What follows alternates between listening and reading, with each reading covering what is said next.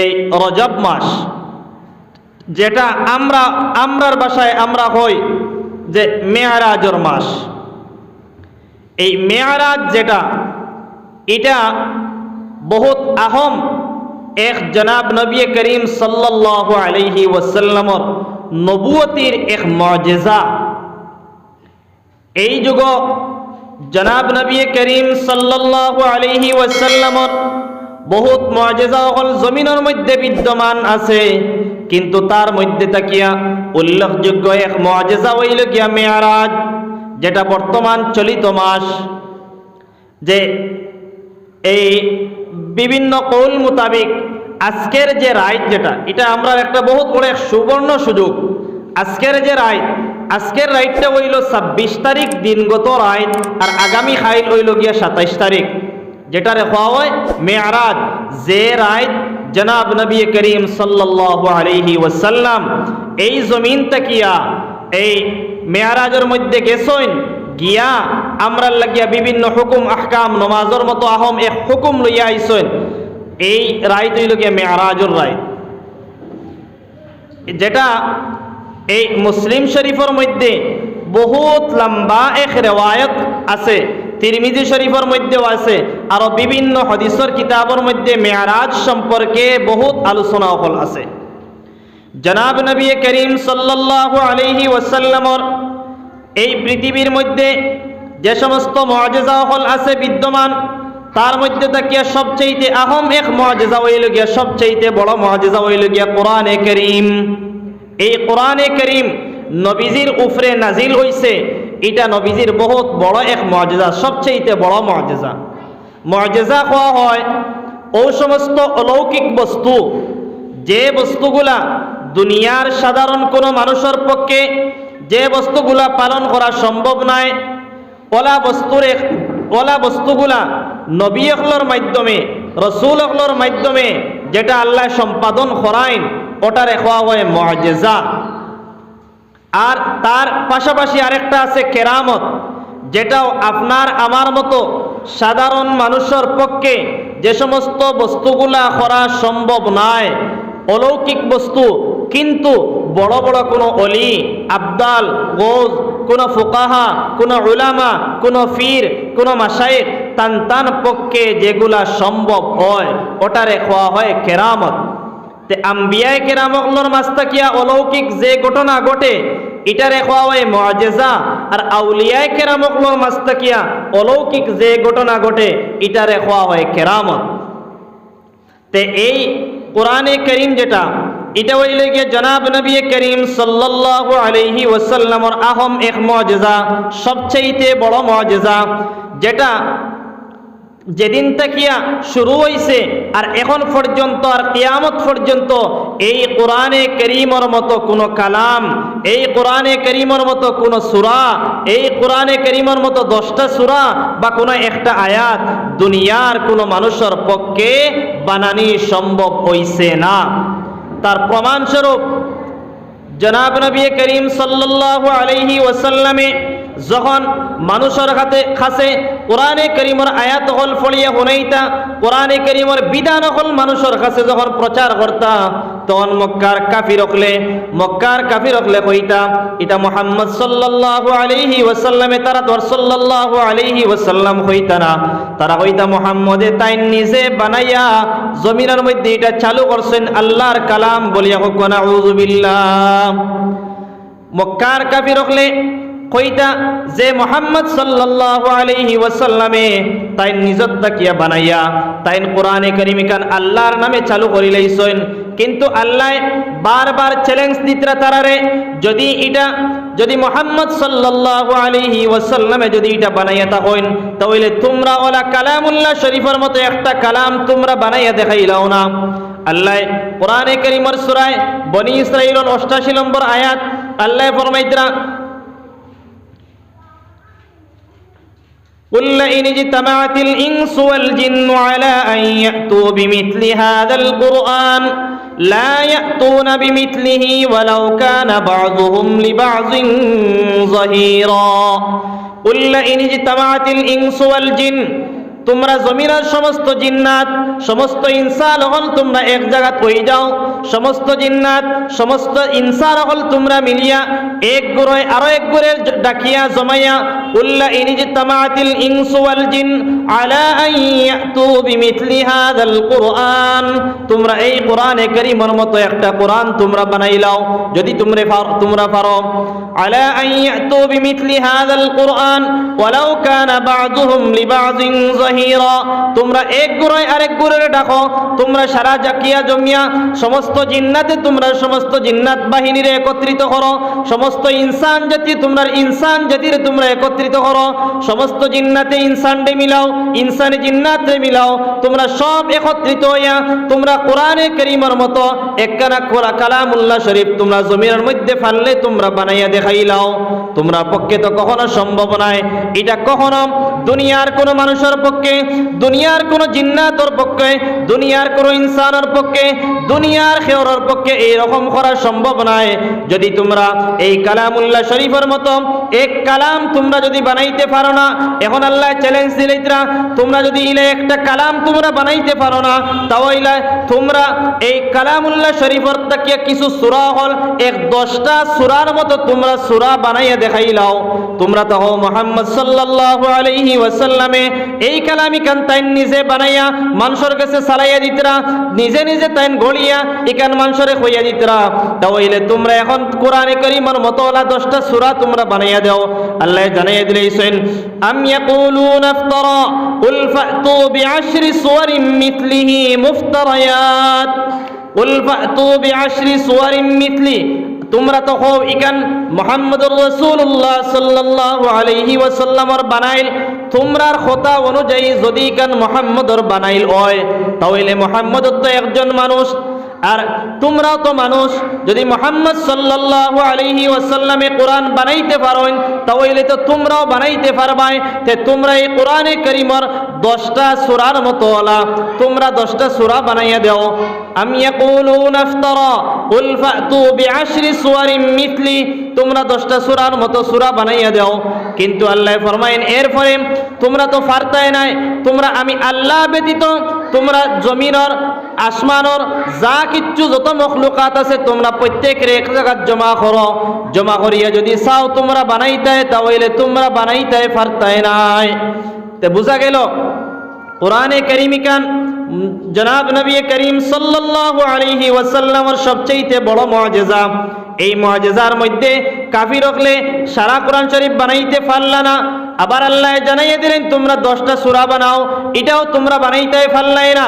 এখন আল্লাহ চ্যালেঞ্জ দিতরা যে তোমরা যদি 10 সূরা বানাইতে পারো না, তে কোরআনে কারীমের মধ্যে তো 114 সূরা আছে, ওলা কোনো একটা সূরার মতো তোমরা একটা সূরা বানাইয়া দেখাইলাও। আল্লাহ সুবহানাহু ওয়া তাআলা এটাও কোরআনে কারীমের মধ্যে সূরা বাকারার মধ্যে 23 নম্বর 24 নম্বর আয়াতের মধ্যে আল্লাহ ফরমায়েন ওয়া ইন কুনতুম ফি রাইবিম মিম্মা নাযালনা আলা আবদিনা ফাতু বিসূরাতিন মিন মিথলিহি ওয়াদউ শুহাদাআকুম মিন দুনিল্লাহি ইন কুনতুম সাদিকিন وإن كنتم في ريب مما نزلنا على عبدنا فأتوا بسورة من مثله, তোমরা যদি মুহাম্মদ সাল্লাল্লাহু আলাইহি ওয়াসাল্লামে যে কালামুল্লাহ শরীফ তাকিয়া যে বাণীগুলা তোমরারে শুনাইন, যে আয়াত তোমরারে শুনাইন, তোমরা যদি এইগুলারে তোমরা অস্বীকার করিয়ে থাকো, এইগুলারে যদি আমার নাজিলকৃত কালাম বলিয়ে তোমরা অস্বীকার করো, তাহলে আমি আল্লাহ জানাইয়া দিয়ার ফাতু বিসূরাতিন মিন মিথলি, এই কালামুল্লাহ শরীফের কোন একটা সূরার মতো তোমরা একটা সূরা বানাইয়া দাও। মিন মিথলি ওয়াদউ শুহাদাআকুম মিন দুনিল্লাহ, তোমরা যত সাক্ষী হল আছে এই জমিনের মধ্যে তোমরার পক্ষে দলালত করনেওয়ালা, তোমরার পক্ষে গাওয়া দেনেওয়ালা, তোমরার পক্ষে সাক্ষী দেনেওয়ালা যত মানুষ আছে সমস্তরে তোমরা জমা করো একমাত্র আমি আল্লাহ ব্যতীত।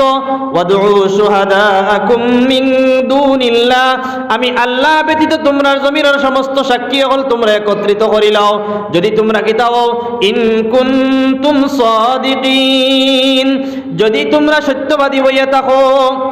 এই জমিনের মধ্যে আল্লাহ চ্যালেঞ্জ দিছিলা আইজ তাকিয়া 1500 বছর আগে আইজ পর্যন্ত এই চ্যালেঞ্জের মোকাবেলা করার লাগিয়া কেউর কোনো ক্ষমতা হইছে না।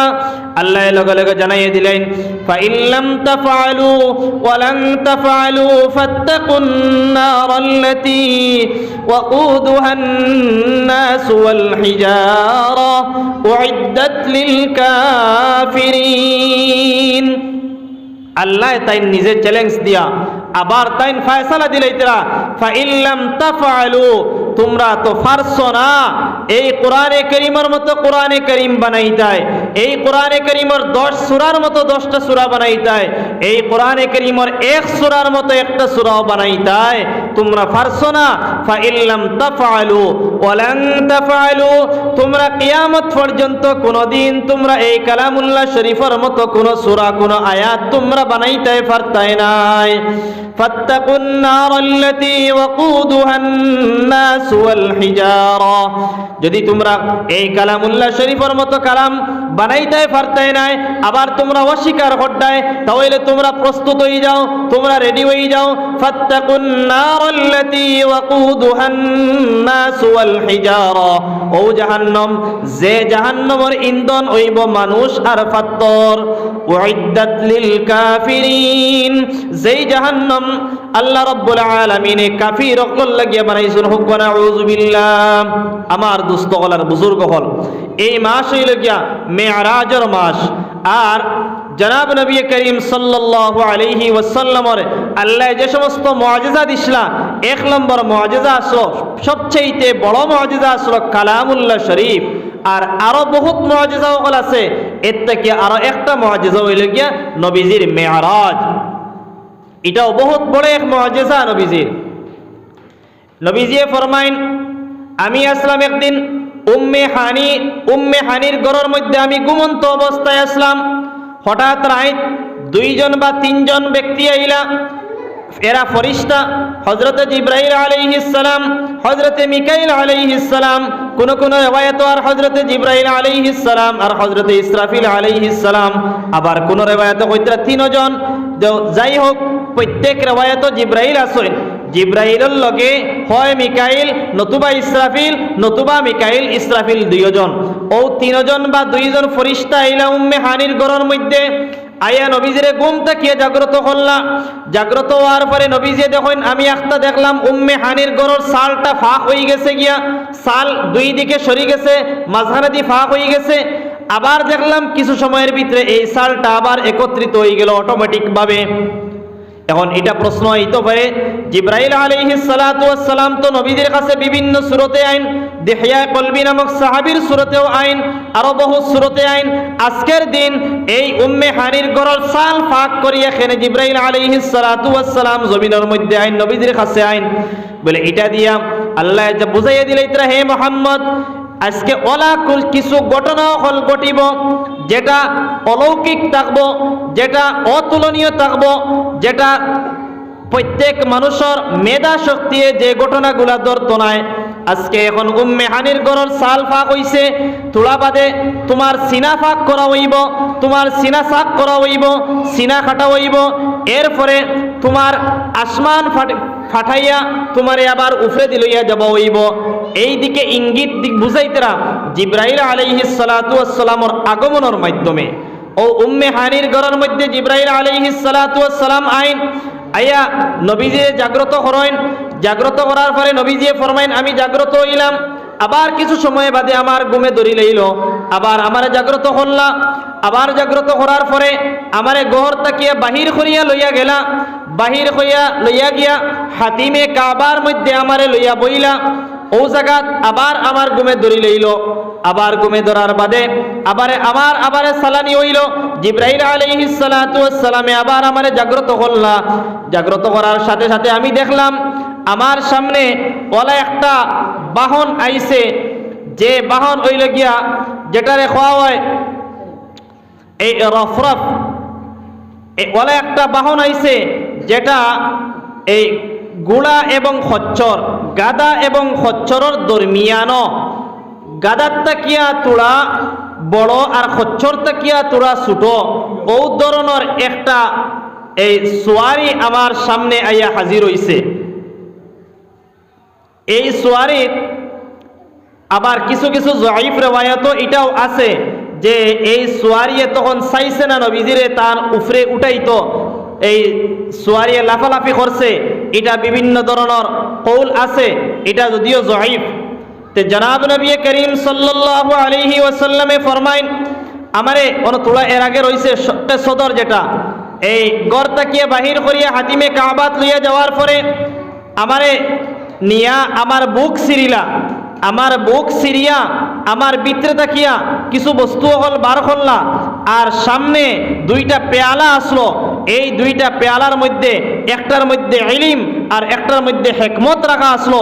ওগুলা আবার আমার ভিতরে ঢুকাইয়া দিলা, আর আমার ভিতরের কলব যেটা, দিল যেটা, ওটা জমজম পানি দিয়া দোয়াইয়া আবার আমার ভিতরে হারাইয়া দিলেইলা। আবার লগে লগে এটা জোড়া লাগি গেল গিয়া, ভালো হয়ে গেল গিয়া। আজকের যুগে বৈজ্ঞানিক হলে, দার্শনিক হলে, ডাক্তার হলে গবেষণা করিয়া এই যে ওপেন এই সার্জারি যেটা বাহির করছই, এটা জনাব নবী করিম সাল্লাল্লাহু আলাইহি ওয়াসাল্লামর মেয়ারাজের ঘটনার তাকিয়া, শক্কে সদর তাকিয়া, নবীজির সিনা সাক তাকিয়া, অন্তাকিয়া গবেষণা করিয়া আজকের যুগে আজকে আমরা ওপেন হার্ট সার্জারি করাওয়ার, এটা নবীজির খাস তাকিয়া, ইসলামের তাকিয়া এটা আজকে শিক্ষা গ্রহণ করছই। যত বড় দার্শনিক হকুয়া আর যত বড় পণ্ডিত আর বৈজ্ঞানিক হকুয়া ও জায়গার তাকিয়া গবেষণা করিয়া ওপেন হার্ট সার্জারির ব্যবস্থা আজকে করছে। তারা এইগুলা হন্তাকে জানতে পারছে যে কোনো মেডিসিন নাই, কিচ্ছু নাই, এরপরেও যদি একজন মানুষের হার্ট সার্জারি করার পরে যদি একজন মানুষ সুস্থ থাকেন, তে এটা আমরা গবেষণা করিয়া আমরাও এটার মধ্যে সাকসেসফুল হইতাম পারমো, আর তারা ওইও গেছে সাকসেসফুল। এরপরে যখন হাতিমে কাবা তাকিয়া নবীজিরে সোয়ারির মধ্যে তুলিয়া, বুরাক নামক সোয়ারির মধ্যে তুলিয়া যখন লইয়া যাব হইল, তখন নবীজিয়ে ফরমাইন, আমারে আসমানে দিয়ে লইয়া যাইতরা, যাইতে যাইতে যাইতে যাইতে কয়েকক্ষণ আমি ভ্রমণ করলাম। বিভিন্ন ঘটনাও আছে, বিভিন্ন জায়গাত গেছইন। এক জায়গাত গিয়া এই জিব্রাইল আলাইহিস সালাতু ওয়াস সালাম তামিছইন, তামার পরে নবীজিরে বইছেন দুই রাকাত নামাজ পড়ো, 2 রাকাত নামাজ পড়িছেন। নামাজ পড়ার পরে নবীজি জিব্রাইলে জিগাইলা, ও জিব্রাইল ইকান কোন জায়গা? তখন জিব্রাইল আলাইহিস সালাতু ওয়াস সালামে নবীজিরে ফরমাইলা, ইকান ও জায়গা যেখানের নাম হইল গে ইয়াসরিব, যেখান কিছুদিন পরে তোমার আতর মধ্যে আইব। আজকের যুগে যে জায়গার নাম হইল গিয়া মদিনাতুল মুনওয়ারা, এই মদিনায় মুনওয়ারা তখন আসল ইয়াসরিব নামে পরিচিত। জিব্রাইলে কইলা ইকান ইয়াসরিব, ও জায়গাত নবীজি 2 রাকাত নামাজ পড়িলা। এরপরে আবার বাহনের মধ্যে যাওয়া আরম্ভ করলা। যাইতে যাইতে আরো কতক্ষণ যাওয়ার পরে আবার জিব্রাইলে তান সোয়ারি থামাইয়া আবার নবীজিরে কইলা 2 রাকাত নামাজ পড়ো। তখন নবীজি আবার 2 রাকাত নামাজ পড়িলা। তখন নবীজি জিজ্ঞাসা, ও জিব্রাইল এই জায়গাটার নাম কিটা? বলে এই জায়গার নাম হইল গিয়া কুহে তুর, যেখান মুসা আলাইহিস সালাতু ওয়াস সালামের উপরে আল্লাহ তাওরাত কিতাব নাজিল করলা, তুর পাহাড়। এরপরে অন্তাকিয়া আবার সোয়ারির মধ্যে যাওয়া আরম্ভ করলা, ভ্রমণ করা আরম্ভ করলা। আরো কিছুক্ষণ যাওয়ার পরে আবার জিব্রাইল কইলা, ও মুহাম্মদ সাল্লাল্লাহু আলাইহি ওয়াসাল্লাম আপনি আরো 2 রাকাত নামাজ পড়েন। তখন আবার সোয়ারি ল্যান্ড করলা। তখন ল্যান্ড করিয়া আরো 2 রাকাত নামাজ পড়িলা। নামাজ পড়ার পরে জিব্রাইল দে জিকাইলা নবীজি, ও জিব্রাইল আলাইহিস সালাম এই জায়গাটা কোন জায়গা? বলে এই জায়গা হইল গিয়া হযরতে ঈসা আলাইহিস সালাতু ওয়াস সালাম রে আল্লাহ সুবহানাহু ওয়া তাআলা বৈধভাবে আনা বাপে যে জায়গার জন্ম দিছলা ও জন্মস্থান হোক সুবহানাল্লাহ। তখন নবী করিম সাল্লাল্লাহু আলাইহি ওয়াসাল্লাম ওরকম সোয়ার খরি যাইতে আসেন। এরপরে যে সোয়ার খরি যখন গিয়া যখন এই মসজিদে হারাম তাকিয়া মসজিদুল আকসা পর্যন্ত গিয়া পৌঁছিলা। সুবহানাল্লাযী আসরা বিআবদিহি লাইলাম মিনাল মাসজিদিল হারাম ইলাল মাসজিদিল আকসা। মসজিদুল হারাম তাকিয়া আরব দেশ তাকিয়া মক্কা নগর তাকিয়া মসজিদুল আকসা ফিলিস্তিন, যেখান নিয়া আজকের যুগে আজ 3 মাস অবধি যে মসজিদে নিয়া যুদ্ধ চলের, হামলা চলের, যে মসজিদ নিয়া এক অবৈধ রাষ্ট্র ইসরায়েল, যে রাষ্ট্রর বাংলাদেশের মতো এক ছোট্ট মুসলিম দেশে, যে দেশরে কোনো দেশ বলিয়া গণ্য করে না, ও দেশ হইল গিয়া ইসরায়েল দেশ।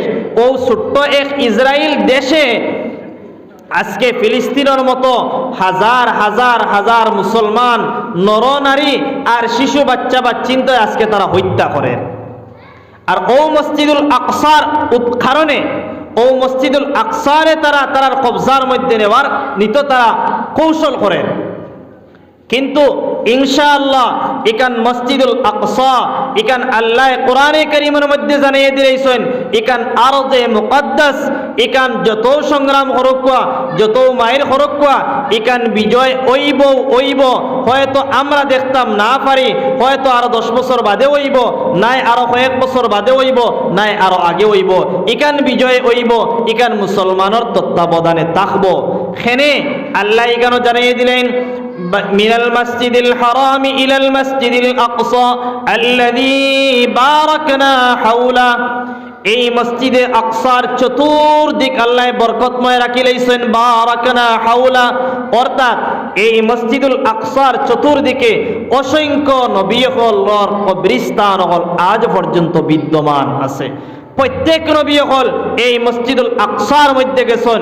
যেই দিন জনাব নবী করিম সাল্লাল্লাহু আলাইহি ওয়াসাল্লাম মসজিদে হারাম থেকে মসজিদুল আকসার মধ্যে গেছেন, মেরাজ যাইতে সময় কিতাবের মধ্যে লেখিতরা নবীজির মেয়ারাজ যদি মসজিদে হারাম থেকে মসজিদুল আকসা পর্যন্ত নবীজির এই যে আসরা, যেটা এই মেয়ারাজের অংশরে যদি কোনো মানুষে অস্বীকার করে তাহলে এই মানুষ কাফির হয়ে যাব।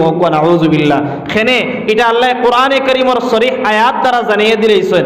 অর্থাৎ লাগিয়া এই অংশরে যদি কোনো মানুষে অস্বীকার করে তে হে কাফির হয়ে যাইব গিয়া। তো এই সফরডে রাইতকুর এই সফরডে কিতাবর ভাষায় খাওয়া হয় ইসরা, মসজিদে হারাম থাকিয়া বাইতুল মুকদ্দাস পর্যন্ত যখন গিয়া পৌঁছার পরে ইনার মধ্যে অসংখ্য মুসল্লি অকল মসজিদের মধ্যে ফজরের আগ মুহূর্তত কোনো নামাজের সময় নাই, তখন মনে মনে ভাবলা হয় তাহাজ্জুদের নামাজ হোক বা নফল কোনো নামাজ পড়িতা।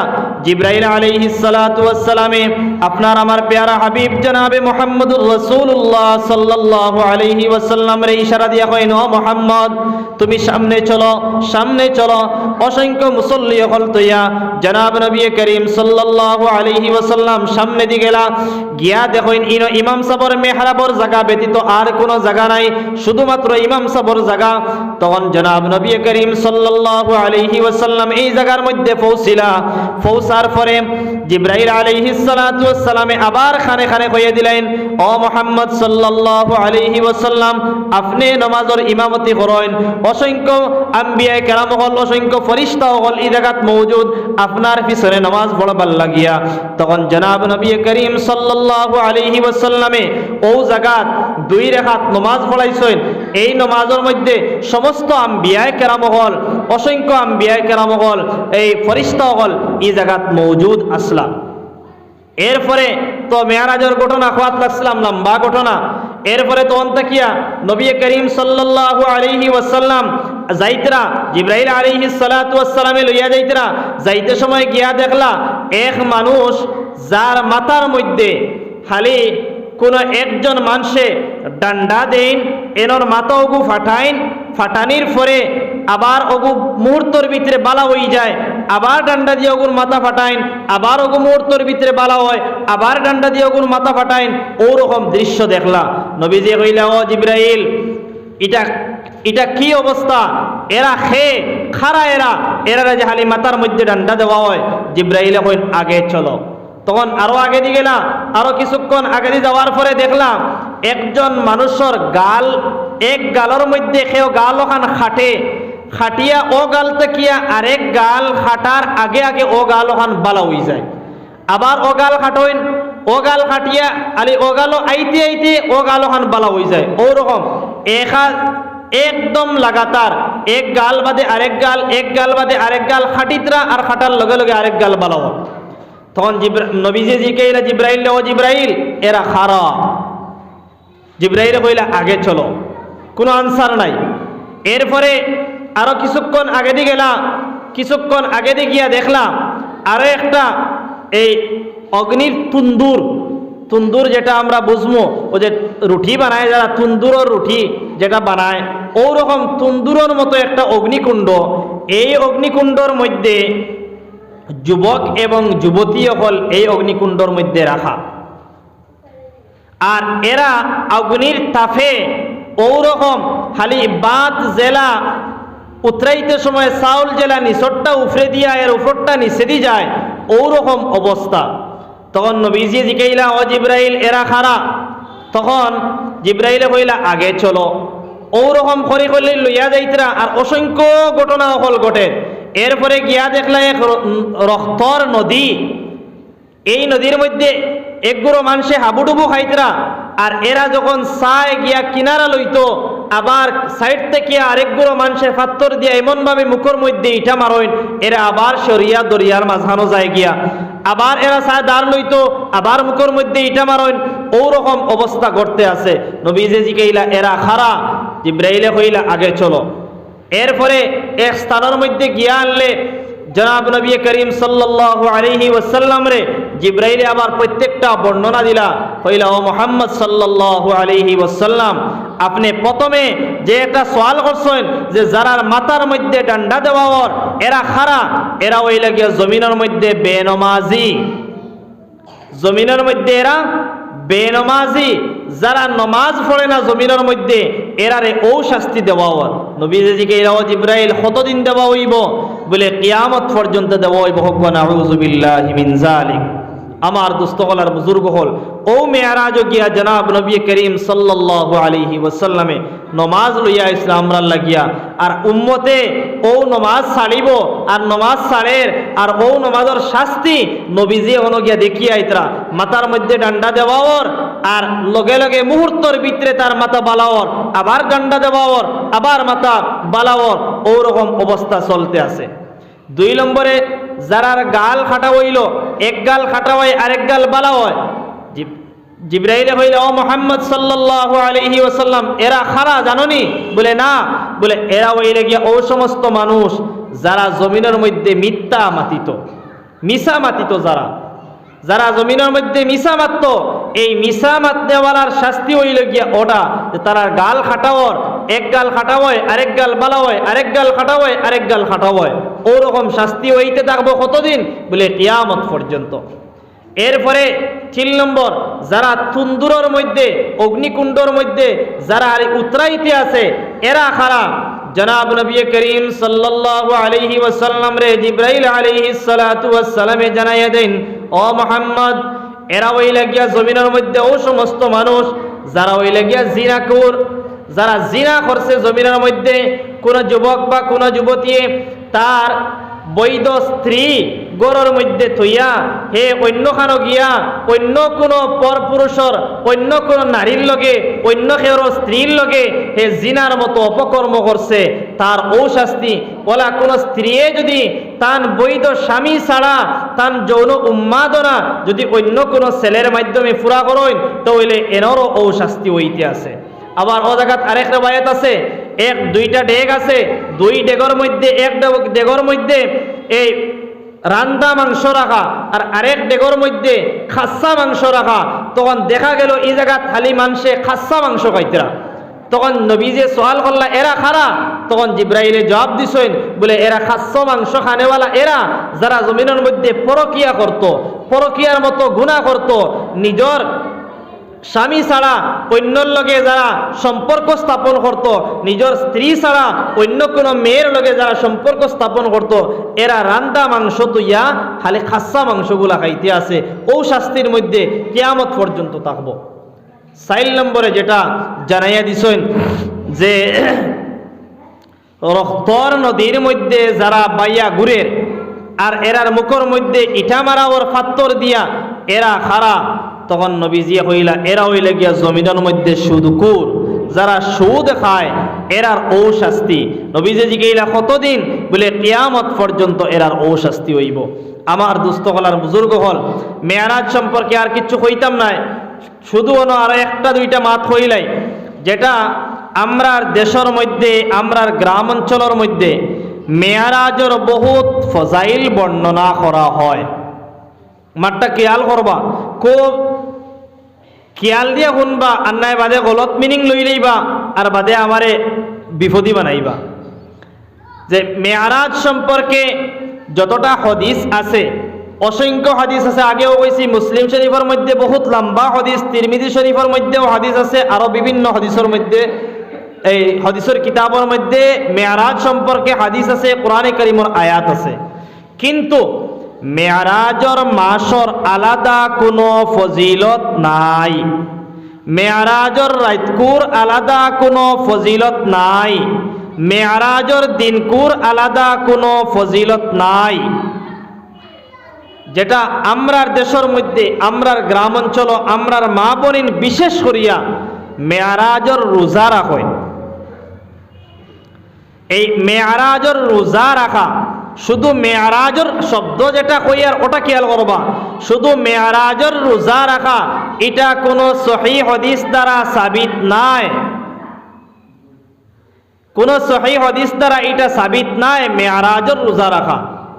হ্যাঁ, যদি তো ঠিক আছে, বৎসর 5 দিন রোজা রাখা ব্যতীত 365 দিনকুর মধ্যে 300 দিন তো রোজা রাখতে পারবা, 5 দিন রোজা রাখা ব্যতীত 360 দিন আপনি রোজা রাখতে পারবা, কোনো অসুবিধা নাই। কিন্তু শুধু মেয়ারাজর দিন রে টার্গেট করিয়া এই দিন রোজা না রাখলে ওই তো নাই মনে করিয়া রোজা রাখা এটা পুরা সহি নাই। কিন্তু আপনি হামেশা রাখিতরা, আইয়ামে বীজ রাখরা, আরো বিভিন্ন নফল রোজা রাখেন, ই বরকতময় একদিন আপনি রাখেন, কোনো অসুবিধা নাই। ওলা মেয়ারাজর রাত আলাদা ফাজিল কোনো নমাজ নাই, যেটা আপনি 3 সময় নমাজ পড়া তো হারাম। সূর্য উদিত হওয়ার সময়, সূর্য অস্ত যাওয়ার সময় আর দ্বিপ্রহরের সময়, এই 3 সময় ব্যতীত বাকি আস্তা দিন রাত আপনি নমাজ পড়িতে পারবা, কোনো অসুবিধা নাই। প্রত্যেক দিন রাত আপনি তাহাজ্জুদ পড়িতে, মেয়ারাজর রাত আপনি বেশ করে তাহাজ্জুদ পড়ক, কোনো অসুবিধা নাই। কিন্তু শুধু মেয়ারাজর রাত পড়াও লাগবো বলিয়া ইলা কোনো হাদিসও সাবিত নাই। এক দ্বিতীয় লগিয়া আমরা আরো কিছু ফাজাইল বর্ণনা করি। এই মেয়ারাজর মাস উমরা করার ফজিলত বেশ, যদিও এটা আমরা প্রচার করি, এটাও সহি নাই। বৎসর 12 মাসের মধ্যে এই 1 মাস রমজান মাস উমরা করার ফজিলত বর্ণিত আছে, হাদিস দ্বারা সাবিত বেশ। বাকি 11 মাসের মধ্যে প্রত্যেক দিন উমরা করা সমান সব, এই প্রত্যেক মাসও উমরা করা সমান সব। খালি মেয়ারাজর মাসও যে উমরা করা ফাজিল সব, ইলা কুচ্ছু হাদিস দ্বারা সাবিত নাই। কতার লাগিয়া ও আমির রাখতা নাও কইছি না, আর একবারে পাবন্দির সাথে রাখা লাগবো ইকানো কইছি না। ও আপনি আপনার বুঝিয়ে আপনি রাখবা। এখন যদি কইন বলে আমি না করিয়া গেছি কি মেয়ারাজর রোজা রাখা নাই, তো এগু কিটা রাখা হারাম নি, তো আমারে মাঝানো বিপদী বানাই লইবা।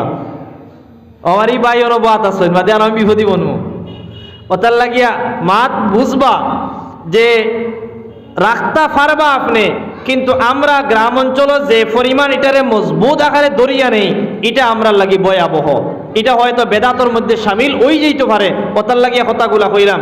আর মেয়ারাজ সম্পর্কে আমি আর কোনো কথা কইতাম নাই। এরপরে আমি কোরআনে কারীমের আরো একটা আয়াত পড়িছিলাম আর এক হাদিস পড়িছিলাম, যে আয়াত এবং হাদিসের সামনে রাখি আরো সামান্য কথা কইমু।